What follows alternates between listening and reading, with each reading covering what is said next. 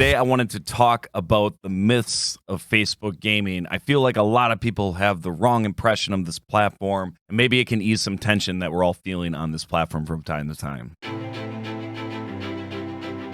Myth number one, you have to stream every day as much as you can all the time. False. I actually grew my page only streaming 3 to 4 days a week. And what that allowed me to do was bring better content when I went live. That is the key to growing on Facebook or Twitch or anything else. It comes down to your content. When you are live, how engaging you are and how good of a stream do you have prepared for your viewers. When we go live all the time, we get burnt out. And then we can't bring our A game we run out of energy, we're tired, we don't actually want to do it, we dread going live. Or you have the other effect where you get addicted to it and you want to go live all the time, but then you're more focused because you love gameplay. A show or bringing that extra level to something, you're going to have a better chance overall as a streamer. Don't get sucked into the idea that you got to stream all the time.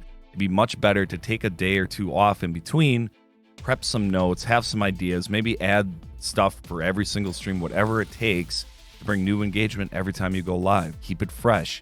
This is really important on this platform and other platforms. Myth number two, you have to play the most popular games to grow on this platform. False.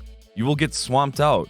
There are so many COD players, Call of Duty, and it's almost pointless to start a Call of Duty page right now unless you are an extremely talented player and you want to use those clips on Reels and Shorts and TikToks to grow an audience that way. If you are a casual player and you're playing some of the top tier games on this platform, you're probably going to get drowned out, and that's probably why you haven't grown at all. And a lot of you might have seen the spike where you had a ton of viewers and now you don't have so many viewers. That's because there's so many streamers in your category that your audience is constantly fluctuating around, and the best of the best are taking your viewers. That's just how it works. So either work harder, try to bring more engagement to rebalance that out, or think about possibly playing a different tag, something a little more with less traction so you have a better chance of standing out. Myth number three, you can't say Twitch or YouTube while you're live.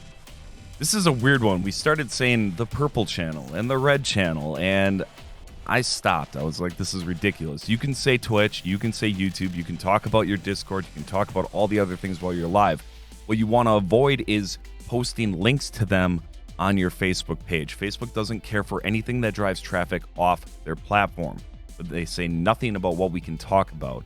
And actually, word of mouth works a lot better than what you would think. So feel free to talk about your Twitch channel. Feel free to talk about your YouTube channel. Just don't blast links all over your page because they'll just get dampened automatically by Facebook because it drives traffic off their platform.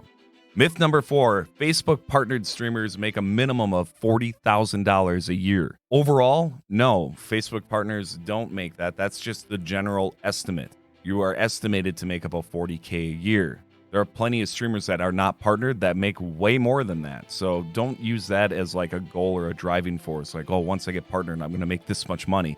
That's not the case. You still have to grind and work really hard unless you're extremely lucky and you get a Facebook contract for exclusivity for some reason because you probably came from another platform. Myth number five, use TikTok to help grow your live channel on Facebook or Twitch or YouTube. TikTok conversion is abysmal. It's terrible. I have had plenty of videos hit thousands upon thousands of views on TikTok. I've never once seen anybody from TikTok into my live stream. I don't think the conversion rate is that great, so don't necessarily put all your effort into TikTok. Although, if you're posting shorts and reels, you can just repurpose that content there anyway. So I'm not saying not to use it, just don't put all your focus there. Spread it out. Do reels, do shorts, do TikToks. Myth number six, raids are an excellent way to grow. This one drives me nuts. I talk about raids once in a while in these videos, and I still have to revisit this. There's a few rules with raids. When you raid somebody, you are supporting another streamer. You are supporting your peers in streaming. You are not there to poach. If you are there to poach, and that is your goal, eventually they will catch on to that, and they will disown you. And you will get a bad reputation, and streamers talk, and all of a sudden, before you know it, nobody's raiding you anymore.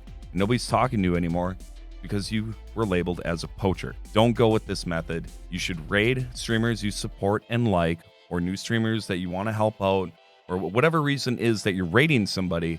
Just make it not the focus to steal their viewers. Or if when you get a raid in, don't turn the focus on yourself right away. Welcome them in, appreciate them, thank them, but it's not a method for growth. You will see growth automatically from this, but it's not going to be significant enough for you to actually make it a focus or a goal. And for the love of God, go with your raiders. I'm putting this in there as an extra thing because a lot of you are guilty of this, and once in a while I have to be guilty of this too, and I hate it. We have to go with our raiders to raid other streamers, and we have to participate in the raids to show our community that we care, and that'll bring more people with the raid, and then people will feel like it's more of a team effort to bring some type of positivity somewhere else. Not going with your raid and saying, hey, send this person my love. Those viewers that go into that stream are going in half-assed. They're not going to care. They're not going to represent you well as a streamer. Go with your raids. Myth number 7, follow for follow and groups that have stream sharing availability are a way to grow. No, just no. These don't work. Follow for follow methods and using share groups only fluff our numbers. And I've said this many times, your follower number really doesn't mean shit. It's about your live viewers. It's about your community members that engage with your content day to day to day.